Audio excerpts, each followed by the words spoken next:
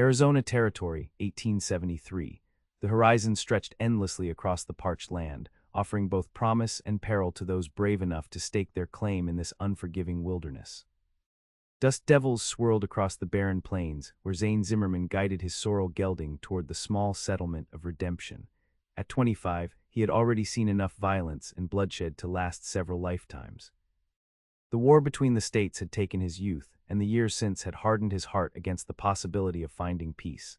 The frontier is no place for putting down roots, Zane muttered to himself, adjusting his worn leather hat against the punishing sun.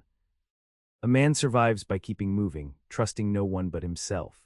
This belief had served him well through 5 years of drifting from town to town, taking odd jobs as a ranch hand, sometimes as hired protection when settlements faced trouble from outlaws or hostile natives.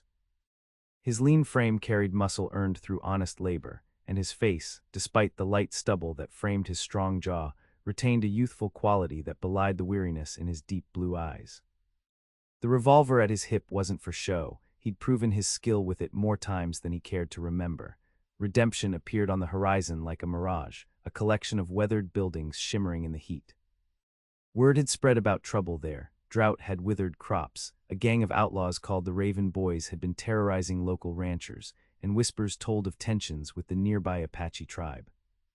It was exactly the sort of situation Zane avoided: complications, entanglements, reasons to care. Yet something about the desperation in the letter from the town mayor had compelled him to ride this way. As Zane approached the town's single dusty street, he observed the telltale signs of a settlement in decline. Storefronts stood empty, their windows covered with planks.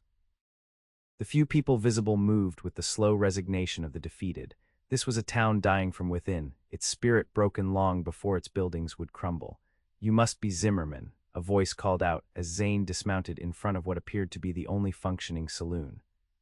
"Mayor Thornton, we exchanged letters." The older man extended a hand that Zane reluctantly shook. "I made no promises, Mayor. But you're here, that's more than anyone else has done for us lately." Thornton's eyes carried the desperate hope of a drowning man spotting a distant shore. "Come inside, let me explain our situation properly." Inside the dimly lit saloon, Zane listened as Thornton laid out Redemption's troubles in greater detail. The drought had lasted 3 seasons. The Raven Boys, led by a man named Hollister, had begun by stealing cattle but graduated to demanding protection payments from struggling ranchers. Those who couldn't pay sometimes disappeared. Meanwhile, relations with the Apache had deteriorated after a hunting party of young men from town had violated the boundary of Apache land and allegedly desecrated a sacred site. "So you want me to handle Hollister's gang, fix your Apache problem, and probably make it rain too?" Zane's sarcasm didn't mask his irritation at the scope of the town's expectations.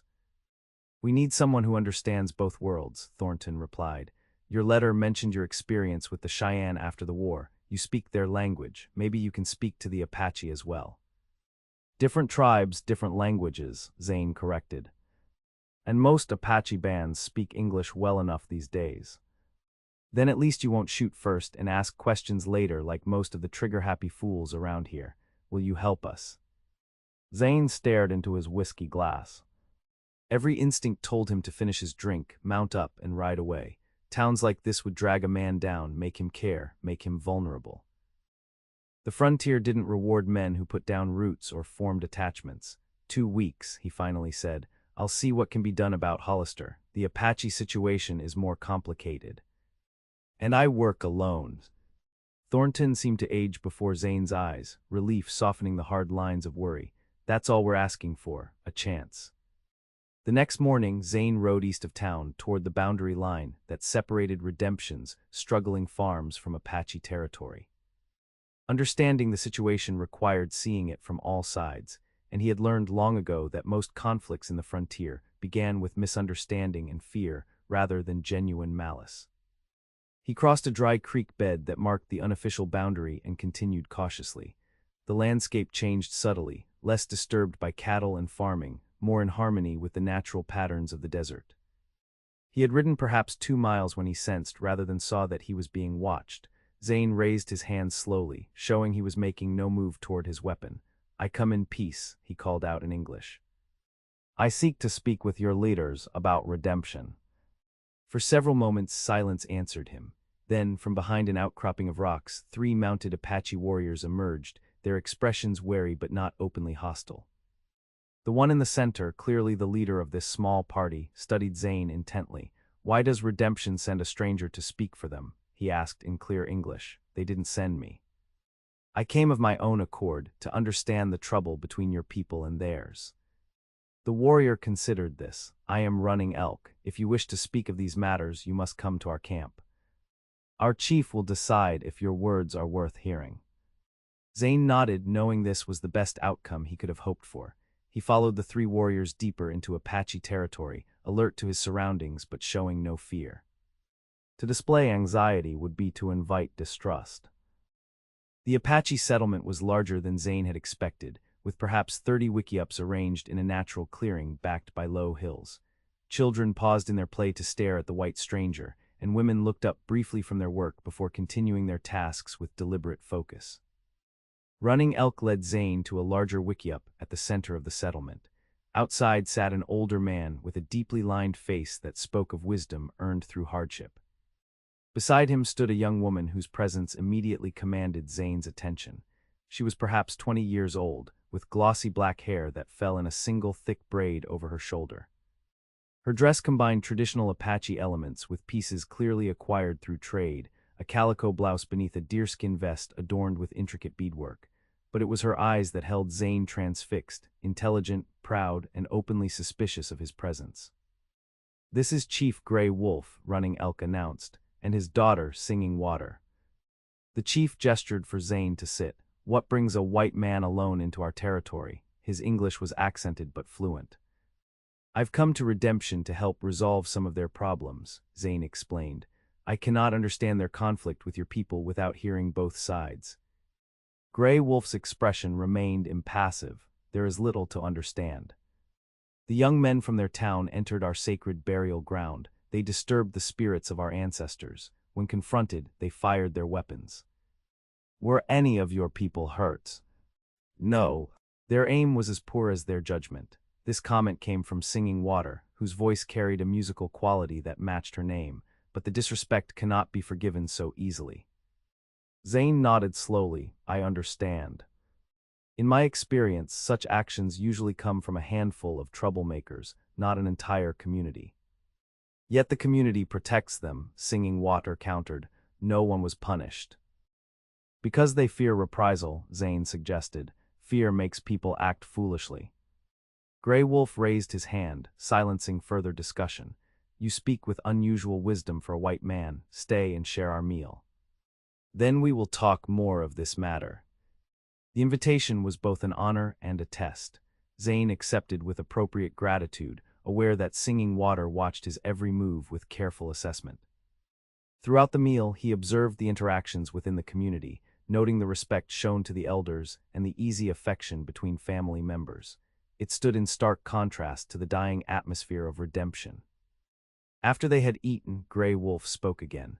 "The people of Redemption also take more than their share of water from the stream that feeds both our lands. In times of plenty, we would not complain.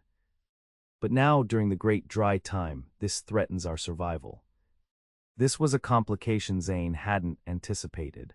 "I wasn't told about water rights issues." "Of course not," Singing Water interjected. "They never mentioned their own wrongdoing."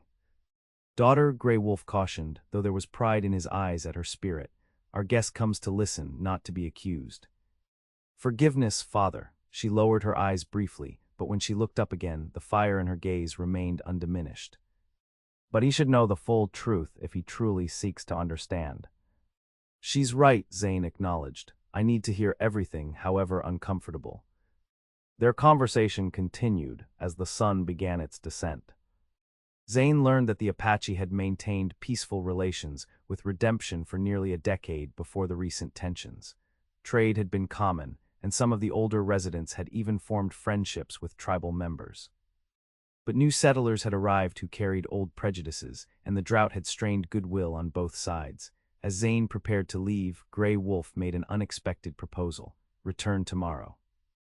Singing Water knows the boundaries better than anyone. She will show you where the water diversions have been made, then you can judge with your own eyes."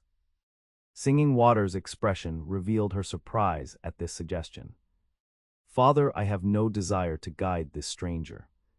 "Yet you will," Grey Wolf replied firmly. "If he truly seeks justice, he must see the truth, and you speak the white man's language better than most." She reluctantly agreed, though her posture communicated clear displeasure. Zane found himself intrigued by her fierce independence, so different from the demure women typically celebrated in white settlements. "I'll return at mid-morning," Zane promised, mounting his horse. As he rode away, he felt Singing Water's eyes following him, challenging him to prove himself worthy of the trust her father had extended. True to his word, Zane returned the following day.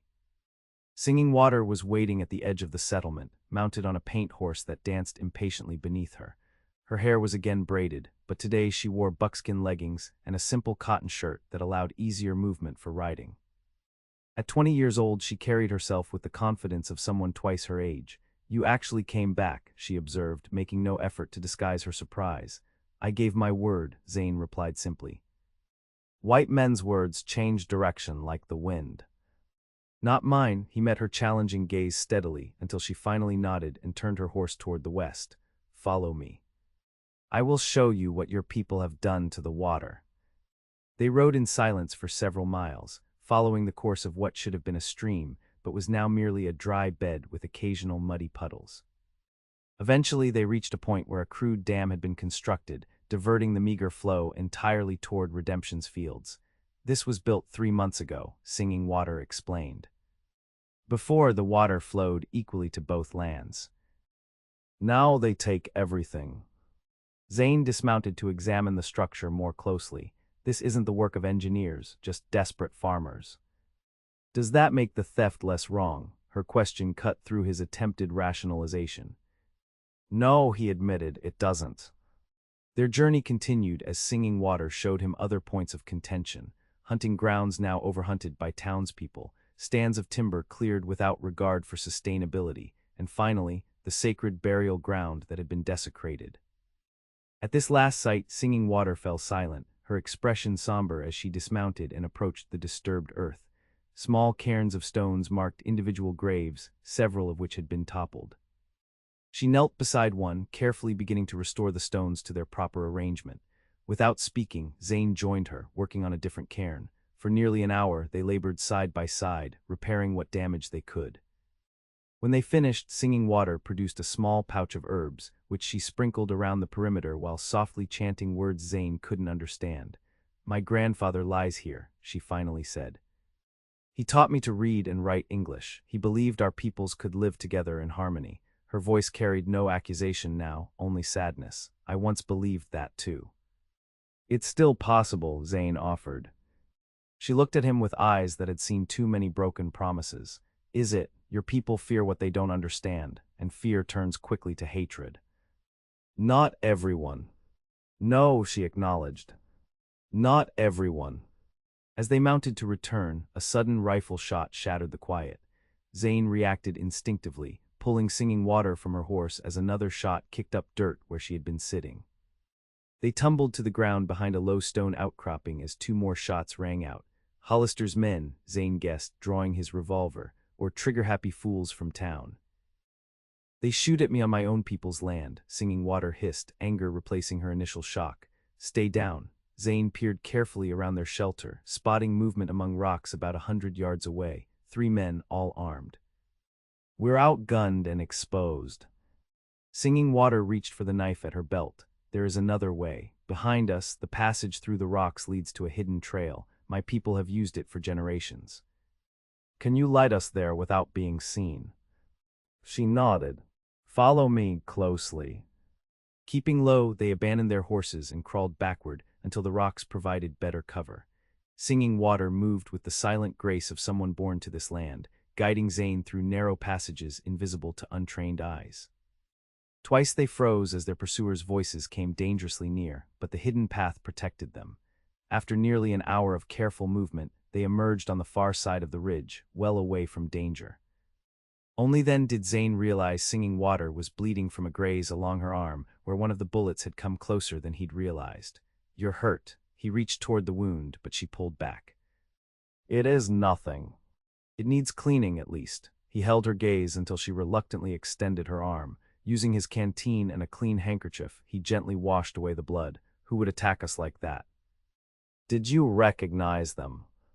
I saw only that they wore the clothes of white men, she answered, but they could be Hollister's raiders. They have been growing bolder. As Zane finished bandaging her arm with a strip torn from his own shirt, he noticed her studying his face with curiosity rather than hostility for the first time.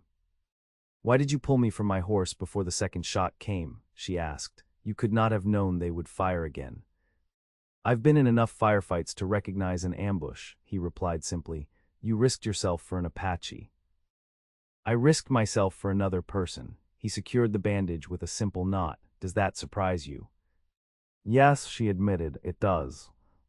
Their journey back to the Apache settlement took much longer without horses, but it gave them time to talk. Singing Water revealed more about her people's history in the region, their adaptations to changing circumstances as white settlement expanded, and her own unusual education from her grandfather and later at a mission school she had attended briefly before returning to her people. In turn, Zane shared some of his own past, his Ohio childhood, his reluctant service in the war, and his years of drifting afterward. He omitted the darkest chapters, the memories that still woke him sweating in the night, but he spoke more openly than he had with anyone in years. When they finally reached the Apache camp, Gray Wolf's relief at seeing his daughter was palpable, quickly followed by concern over her injury and anger at the attack. This proves what I have been saying, declared Running Elk, who had been about to lead a search party. The white men understand only violence. No, Singing Water countered, surprising Zane. It proves that some men choose violence. Zane chose differently. She recounted how he had protected her and tended her wound. Gray Wolf considered this information with the deliberation of a true leader. Your actions honor you, he told Zane, but this attack changes things. I must consult with the council before any further discussions about redemption can occur. Zane understood he was being dismissed. I'll return to town and find out who was responsible. This can't go unanswered. Before departing, he sought out Singing Water once more. She stood at the edge of the settlement, her arm now properly bandaged by her people's healer. Be careful, she warned him. Whoever shot at us may be watching for your return. I've survived worse odds. He mounted the horse that had been provided to replace his lost one. Thank you for today. Despite everything, I learned what I needed to know. And what was that? There was genuine curiosity in her question. That there are good people on both sides of this conflict, which means there's hope for resolution. She didn't respond immediately, but as he turned to leave, she called after him. Zane Zimmerman. My people believe that when you save a life, you become responsible for it. Remember that. The words followed him back to Redemption, where he found the town in an uproar. During his absence, the Raven boys had raided 2 farms on the outskirts, stealing livestock and burning a barn. One farmer had been shot, though not fatally. Mayor Thornton intercepted Zane outside the saloon. Where have you been? We've had hell breaking loose here. Investigating the Apache situation, as we discussed. Zane dismounted, his expression grim, and nearly getting shot for my troubles. Someone ambushed me and the chief's daughter while we were talking. Thornton's face paled. Good Lord, was anyone hurt? She took a minor wound. It could have been much worse. Zane pinned the mayor with a hard stare. Any idea who might have done it? Could be Hollister's men. They've been stirring up trouble with the Apache too, trying to provoke a war that would drive everyone out. Thornton ran a hand through his thinning hair. Or it might have been the Carson boys. They were part of the group that trespassed on Apache land last month. Hot-headed fools, the lot of them. I need to speak with them. They're probably at Donovan's place. It's the only saloon still doing business in these parts. Donovan's proved to be exactly the kind of establishment Zane normally avoided, dark, smoke-filled, and populated by men whose expressions alternated between desperate and dangerous. Conversations stilled as he entered, eyes tracking his movement to the bar. Whiskey, he ordered, using the moment to survey the room. In the corner, 3 young men matching the description of the Carson brothers played cards, already well into their cups despite the early hour. The bartender slid a glass toward him. You're the fella the mayor brought in to fix things. It wasn't a question, word travels fast. Town this size, a man breathes differently and everyone knows by sundown. The bartender leaned closer. Those boys you're eyeing. They've been bragging about running off an Apache party this morning. Might want to tread careful. Appreciate the warning. Zane took his drink and approached the card table. Room for another player. The eldest Carson, Brett, if the descriptions matched, looked up with bloodshot eyes. Depends on how deep your pockets are, stranger. Deep enough. Zane pulled out a chair without waiting for further invitation. I hear you boys had some excitement today. The youngest brother snickered, taught some savages a lesson about trespassing. Funny, Zane replied, his voice deceptively calm. Since they were on Apache land at the time. The middle brother, Levi, narrowed his eyes. What's it to you? Just curious about men who'd shoot at a woman. Zane's hand remained casually near his holster. Not the sort of thing brave men typically brag about. Brett's face darkened. You calling us cowards? I'm asking if you shot at me and the chief's daughter this morning. Simple question. The tension around the table thickened. Other patrons sensed the brewing confrontation and began edging away. The youngest Carson's hand twitched toward his gun, but Zane's quiet voice froze him. That would be a mistake, son. I'm not looking for blood. Just the answers. Brett Carson abruptly laughed, though the sound held no humor. We were nowhere near Apache land today. Been right here since opening time, right, Donovan? The bartender reluctantly nodded. They've been here, causing the usual ruckus. Zane studied each brother's face carefully. Despite their belligerence, he saw no recognition, no guilty knowledge of the ambush. Either they were exceptional liars or they truly hadn't been involved. My mistake, then. He stood, leaving his untouched whiskey on the table. Enjoy your game. Outside, Mayor Thornton waited anxiously. Well, was it them? I don't think so. Which means we're likely dealing with Hollister's men after all. Zane glanced up and down the deserted street. Tell me everything you know about this gang. Over the next few days, Zane methodically built his understanding of the Raven Boys and their operations. They numbered perhaps 15 men, led by Wade Hollister, a former Confederate officer who had turned to outlawry after the war. Their camp was rumored to be in the Badlands northeast of town, but no one had been brave or foolish enough to verify this. He also worked on the water dispute, convincing several influential ranchers that the dam diverting water from Apache land was both unjust and dangerous. You're asking us to give up water we desperately need, protested Jeremiah Fulton, whose cattle ranch was the largest operation still functioning near Redemption. I'm asking you to share it fairly, Zane corrected. The Apache lived here long before any of us. They have equal right to the water. More importantly, solving this issue removes one major source of conflict. Fulton scowled. And what about Hollister? Even if we make peace with the Apache, his boys will bleed us dry. I'm handling Hollister separately, but these problems are connected. If the town and the Apache stand together, Hollister loses his ability to play you against each other. Gradually, Zane's logic prevailed. 3 days after his visit to the Apache settlement, a group of Redemption's leaders accompanied him back to meet with Gray Wolf and the tribal council. The meeting was tense at first, with grievances aired from both sides. But by sunset, a tentative agreement had been reached. The water dam would be modified to ensure equal flow to both communities, hunting grounds would be clearly marked and respected, and a system for addressing future conflicts would be established. Throughout the negotiations, Zane was acutely aware of Singing Water's presence. She served as translator when necessary, clarifying nuances that might otherwise have been lost. Her arm was healing well, and she acknowledged Zane with a respectful nod when their eyes met across the council's circle. As the Redemption delegation prepared to depart, Gray Wolf addressed Zane privately. You have done good work here. But the snake's head remains. This man Hollister threatens both our peoples. I know. I'm working on a plan. We have scouts who have located his camp. My warriors are prepared to join forces if you wish. The offer surprised Zane. That's generous, but it might undo everything we've accomplished. If Apache warriors attack white men, even outlaws. Gray Wolf nodded understanding. Then perhaps just information. Singing Water knows where their camp lies. She can show you without risking our warriors. Before Zane could respond, Singing Water herself approached. I have already offered to guide him, Father. To Zane, she added, tomorrow at dawn. I will meet you at the boundary stone. Her confidence both impressed and concerned him. This isn't your fight. When Hollister's men shoot at me on my ancestors' land, they make it my fight. Her eyes flashed with determination. Unless you think a woman cannot help in such matters. I've known too many strong women to make that mistake, Zane replied with a slight smile. Dawn it is.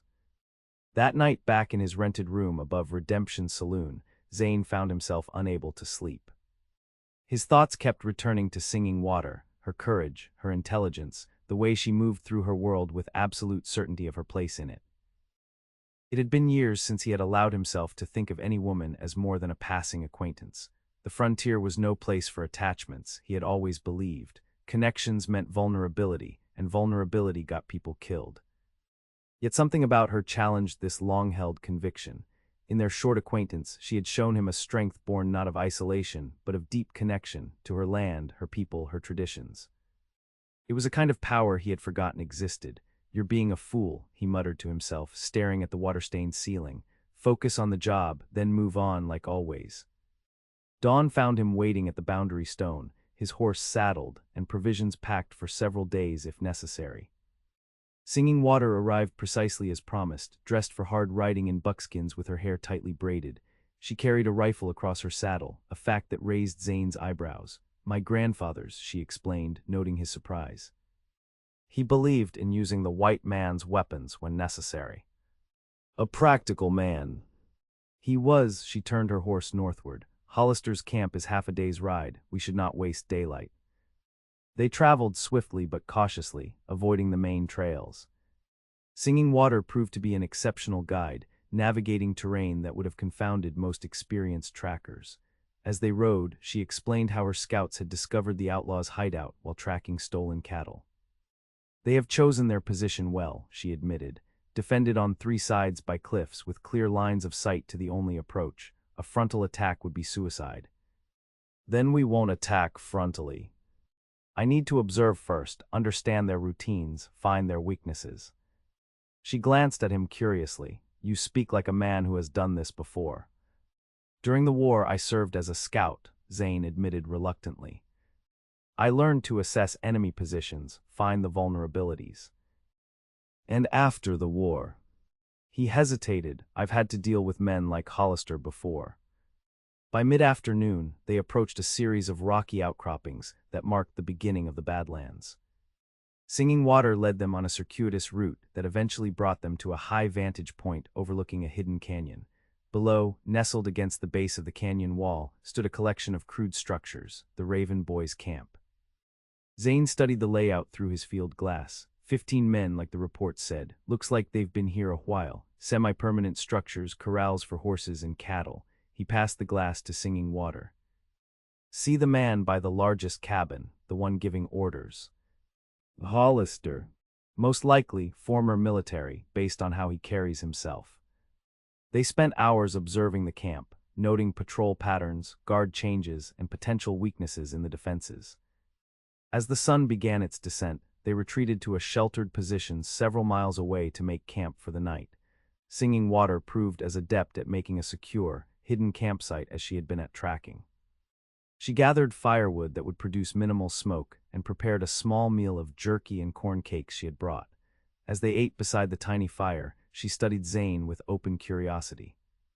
You are not what I expected when my father told me a white man was coming to help redemption. What did you expect? Someone older, someone who would look at our people with contempt or fear. Someone who would not risk himself for an Apache woman. She poked at the fire with a stick. Why did you come to redemption, truly? The question caught Zane off guard. For years he had moved from place to place, never sharing his real motivations with anyone. But something about this moment, the isolation, the shared purpose, Singing Water's direct gaze, made honesty feel not just possible but necessary. After the war I saw too much of what men can do to each other when fear and hatred take control, he said slowly. I fought for the Union, but I saw cruelty on both sides. When peace came, I couldn't go back to my old life. I started drifting, and I found that frontier towns often needed someone willing to stand between ordinary people and those who would prey on them. A protector without a home, she observed. Something like that, I never stay long. Once the immediate danger is past, I move on. He met her eyes across the fire. What about you? You speak English better than most educated white women I've met. You understand both worlds. Yet you remain with your people. Where else would I belong? Her question wasn't defensive but genuinely puzzled. My grandfather believed education was power. He sent me to the mission school to learn the white man's knowledge. But he never intended for me to abandon our ways, only to strengthen them with new understanding. And has it strengthened you? Yes, she answered without hesitation, though sometimes it brings pain, knowing how your people see mine. Knowing the future that threatens us if nothing changes. She looked up at the stars emerging in the darkening sky. My Apache name, Singing Water, comes from a vision my mother had before my birth, that I would be like water flowing between stones, finding paths where none seemed possible. The vulnerability of this admission touched something long dormant in Zane's heart. It suits you. Their conversation continued late into the night, ranging from childhood memories to philosophical discussions about the changing frontier. Zane found himself sharing thoughts he had never voiced aloud, his disillusionment after the war, his struggle to find meaning in a world that seemed bent on perpetuating violence, his growing weariness with his solitary existence. Singing Water listened with an intensity that made him feel truly heard, perhaps for the first time in his adult life. When she finally spoke, her words cut to the heart of his unacknowledged loneliness. You believe the frontier is no place for connections, for roots. Yet the frontier is nothing but connections, between the land and those who live on it, between different peoples finding ways to survive together, between the past and the future we create through our choices. She reached across the small space between them, her hand briefly touching his. A man alone may survive, but he cannot truly live. The simple touch sent an unexpected warmth through Zane's body. He wanted to pull away, to reestablish the emotional distance that had protected him for so long. Instead, he found himself turning his hand to clasp hers. Maybe you're right, he admitted quietly. The moment stretched between them, fragile and charged with possibilities neither had anticipated when this journey began. Finally, Singing Water gently withdrew her hand. We should rest, tomorrow will require clear heads. As they prepared their bedrolls on opposite sides of the dying fire, Zane realized with startling clarity that his carefully constructed walls were beginning to crumble. More unsettling still was the recognition that he might not want to rebuild them. The next morning, they returned to their observation point above Hollister's camp. Armed with their previous day's knowledge, they focused now on developing a strategy. Direct confrontation was out of the question. Even with help from Redemption and the Apache, the outlaws' defensive position was too strong. We need to draw them out, Zane mused. Get them separated from their stronghold. Singing Water pointed to a canyon passage to the east. Twice now, small groups have ridden out that way. Perhaps they have another camp, or they go to town for supplies. Or they're planning their next raid, Zane frowned thoughtfully. If we knew their target, we could set a trap. As if in answer to his speculation, unusual activity erupted in the camp below. Men began saddling horses, checking weapons. Unlike previous departures, this appeared to involve most of the gang. Something big is happening, Zane murmured, focusing the field glass. Hollister's giving instructions, they're heavily armed. Can you read his lips? Singing Water asked. Partially, something about both targets and tonight. Zane lowered the glass, his expression grim. I think they're planning to hit Redemption and your settlement simultaneously. Divide any potential resistance. We must warn our people. Yes, but first we need to be sure. Zane studied the activity below. They're leaving most of their supplies, so they plan to return. This is a raid, not a permanent move. He made a quick decision. We need to split up. You ride back to warn your father. I'll follow them far enough to confirm their intentions, then head to Redemption. Singing Water shook her head firmly. Too dangerous for either of us alone. We stay together, follow them long enough to be certain, then both carry warnings. There might not be time. There will be if we move now, she interrupted. Trust me, Zane Zimmerman. I know this land better than you ever could. Her confidence swayed him. Together, they retreated from their overlook and circled around to a position where they could intercept the outlaws' trail without being spotted. When the Raven boys rode out, 13 strong with Hollister at their head, Zane and Singing Water followed at a careful distance. An hour into their pursuit, the gang reached a fork in the canyon. To Zane and Singing Water's alarm, the group split. 8 riders, including Hollister, continued toward Redemption, while 5 turned in the direction of the Apache settlement. "Now we must separate," Singing Water declared. "There is no choice." Zane knew she was right, but a sudden fear gripped him at the thought of her riding alone to intercept 5 armed men. "Be careful," he urged, surprising himself with the intensity of his concern. "Don't take unnecessary risks. Your warning is what matters."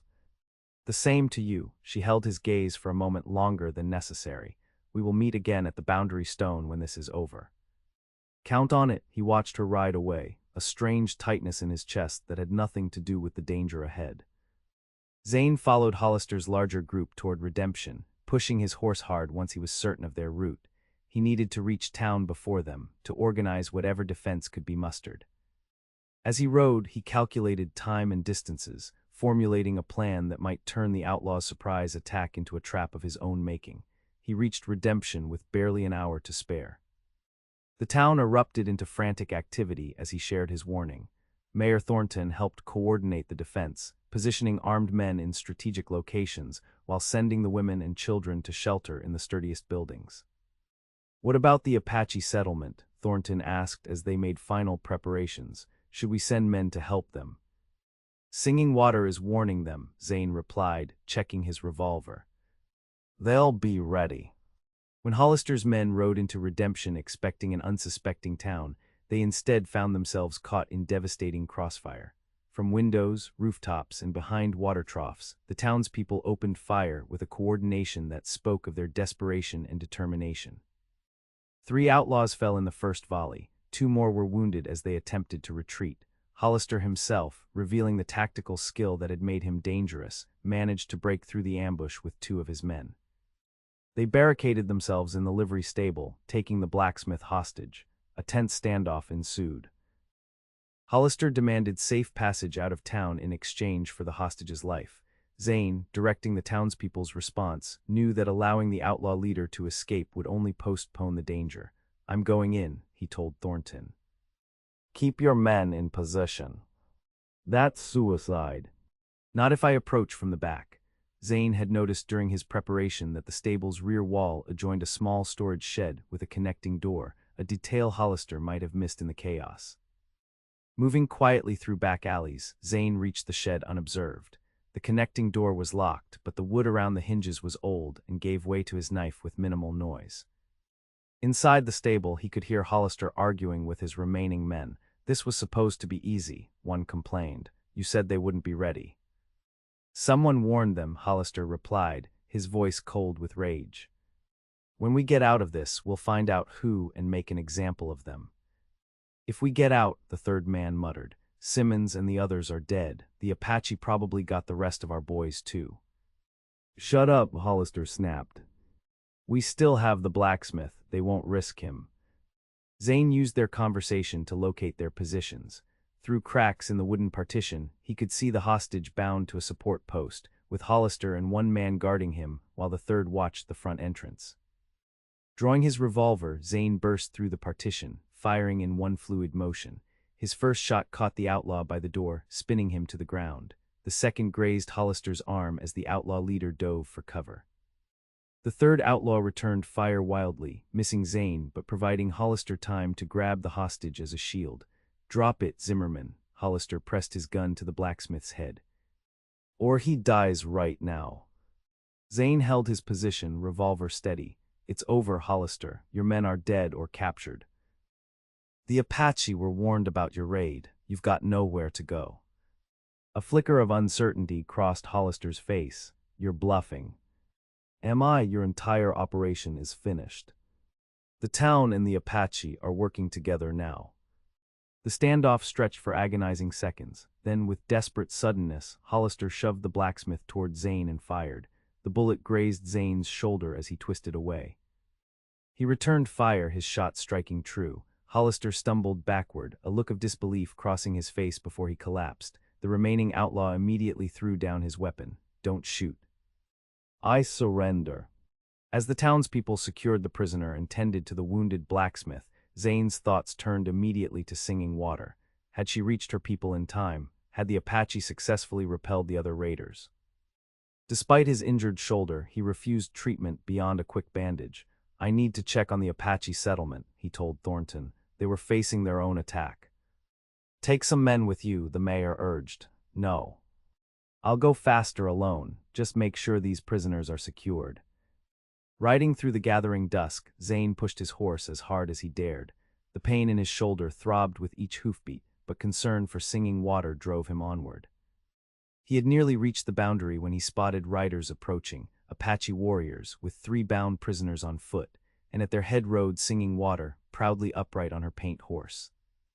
The relief that flooded through Zane surprised him with its intensity.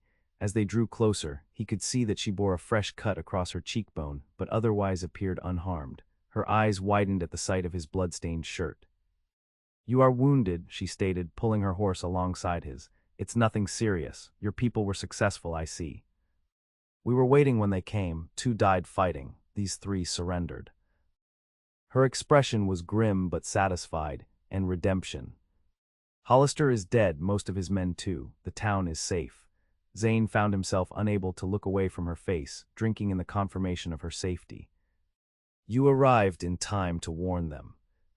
"As did you," a smile softened her features. "We make a good team, it seems." One of the Apache warriors called something to her in their language. She nodded and turned back to Zane. "Come. Both our peoples should hear what has happened. There will be a council meeting tonight." The joint council that evening marked a historic moment for both communities. Representatives from Redemption sat alongside Apache leaders, recounting the day's events and discussing implications for the future. The captured outlaws would face justice, the water rights agreement would be formalized, and regular meetings would ensure ongoing communication between the town and tribe. Throughout the proceedings, Zane found his attention repeatedly drawn to Singing Water. She moved confidently between both groups, translating nuances and clarifying intentions. The respect accorded her by both Apache elders and Redemption's leaders spoke to her unique position bridging both worlds. When the council concluded, Grey Wolf addressed Zane directly. "You have done what you promised, Zane Zimmerman. Redemption is saved from those who would destroy it, and our peoples have found a path toward peace." "I had considerable help," Zane replied, nodding toward Singing Water. "Indeed. My daughter speaks highly of your courage and wisdom." The chief studied Zane with penetrating eyes. "Your wound should be properly tended. You will stay with us tonight as an honored guest." The invitation was both a courtesy and a command. Zane accepted gratefully, aware that his injury and exhaustion made the idea of riding back to Redemption unappealing. More significantly, it would give him another night in Singing Water's presence, a prospect that stirred emotions he had long thought dormant. After the tribal healer had cleaned and dressed his wound properly, Zane found himself sitting beside a small fire outside the main gathering. The night was cool but pleasant, with stars scattered like diamonds across the vast desert sky. His thoughts wandered, considering what would come next. His task in Redemption was complete. Normally, this would be the moment he would prepare to move on, to find the next town in need, the next problem to solve. Yet for the first time in years, the prospect of leaving filled him with reluctance rather than relief. "Your thoughts travel far tonight," Singing Water's voice broke into his reverie as she approached and sat beside him. The firelight caught the planes of her face, highlighting her cheekbone and the small cut that would likely leave a slight scar. "I was thinking about tomorrow," he admitted. "You mean about leaving?" Her directness was characteristic and strangely comforting. "Yes." "Where will you go?" Zane stared into the flames. "I don't know, that's the usual pattern. One place then another, never staying long enough to," he trailed off. "To form attachments," she finished for him, "to risk caring too deeply." He looked at her, struck again by her perception. "Exactly. And has this approach brought you happiness, Zane Zimmerman?" The question hung between them, demanding an honesty he rarely allowed himself. "No," he finally said, "not happiness. Survival maybe, a kind of freedom. But not happiness." Singing Water nodded slowly. "My grandfather once told me that the eagle soars alone and appears free, but even the eagle returns to its nest. Humans were not meant for permanent solitude. Your grandfather seems to have been a wise man." He was. She moved slightly closer, her shoulder nearly touching his. He also taught me to recognize a good heart when I encountered one, regardless of the skin that contained it. The implication in her words sent a surge of warmth through Zane's chest. Singing water, he began, uncertain how to express the tumult of feelings she had awakened in him. You could stay, she said simply. Redemption needs a sheriff. My people need an honest intermediary with the white world. Both would welcome you. And you, the question escaped before he could reconsider it. What do you want? Her eyes met his, unwavering in their directness. I want to see if the man who risked himself for an Apache woman, who helped bring peace to two communities, who understands both worlds as I do, might find room in his wandering heart for something more permanent than passing through. The honesty of her declaration stunned him. In the frontier towns he had known, courtship proceeded along rigid formal lines. Singing Water's approach cut through such conventions with refreshing clarity. I've spent years believing the frontier is no place for putting down roots, he said softly. That connections make you vulnerable, that staying in one place makes you a target. And now I'm beginning to think I was wrong. He reached out slowly, giving her time to withdraw if she wished, and took her hand. These past days with you have shown me something I'd forgotten, that there can be strength in connection, not just vulnerability. She interlaced her fingers with his. Then perhaps you should test this new understanding before you decide to ride away. Their first kiss was tentative, a gentle exploration that quickly deepened as years of Zane's self-imposed isolation crumbled against the reality of Singing Water's presence. When they finally parted, both slightly breathless, the world seemed fundamentally altered. I don't know if I can be what you need, Zane warned, honesty compelling him to acknowledge his doubts. I've been alone so long. I am not asking for certainty, she replied, only for the chance to discover possibilities together. In that moment, beneath the vast desert sky with the warmth of her hand in his, Zane made the choice that would redefine his understanding of the frontier and his place within it. The transformation of redemption over the following months was remarkable. With Hollister's gang eliminated and peace established with the Apache, the town began to revive. Farmers returned to fields they had abandoned, businesses reopened, and new settlers arrived, drawn by reports of the town's resurrection. Zane accepted the position of sheriff, establishing law and order with a fairness that earned him respect from citizens and neighboring Apache alike.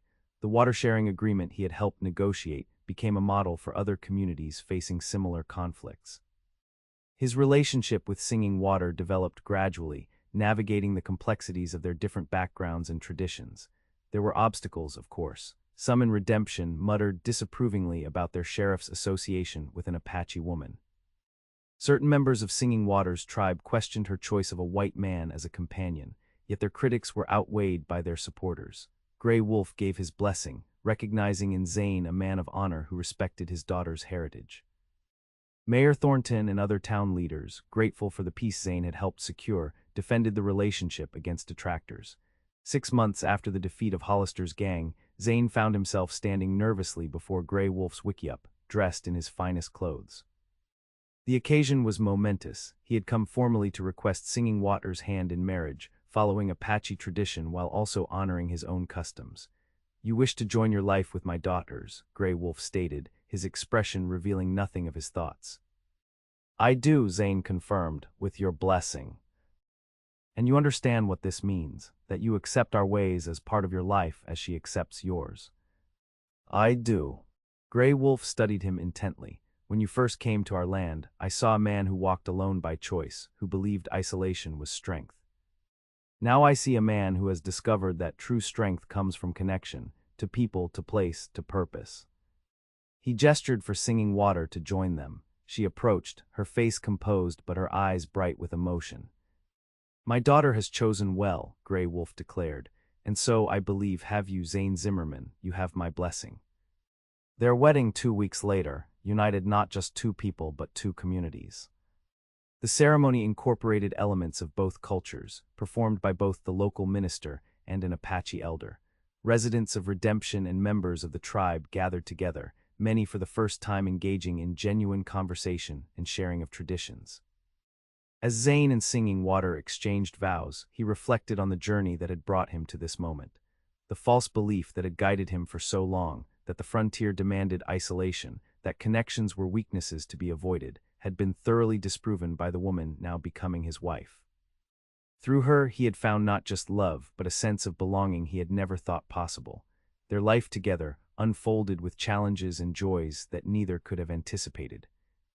They established a home on the boundary between town and tribal land, symbolizing their commitment to bridging both worlds.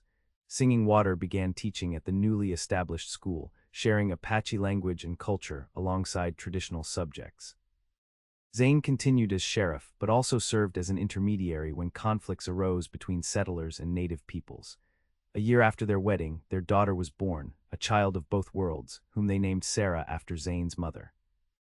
Holding his infant daughter, Zane finally understood the full extent of his transformation. The man who had once believed that attachments were dangerous now found his greatest strength in the family he had created and the community he had helped heal. One evening, as they sat outside their home watching the sunset paint the desert in gold and crimson, Singing Water rested her head against Zane's shoulder. Their daughter slept peacefully in his arms. "Do you ever miss it?" she asked. "The wandering life." Zane considered the question honestly. "Sometimes I miss the simplicity of answering only to myself," he admitted, "but never enough to trade what I've found here." He looked down at their sleeping child, then at the woman who had shown him a different kind of freedom than the one he had chased for so long. "I spent years believing the frontier was no place for putting down roots. You taught me that roots are exactly what the frontier needs to truly flourish." Singing Water smiled, the last rays of sunlight catching the small scar on her cheekbone, a permanent reminder of the day that had changed both their lives. "And you taught redemption that salvation can come from unexpected places." As darkness settled around them, stars emerging like distant campfires across the vast expanse of sky, Zane Zimmerman embraced the truth he had resisted for so long, that in this harsh and beautiful frontier, it was connection rather than isolation that offered the truest form of survival. In the heart of Singing Water, in the community they had helped heal, and in the future they were building together, he had found not just a place to stay but a place to truly belong.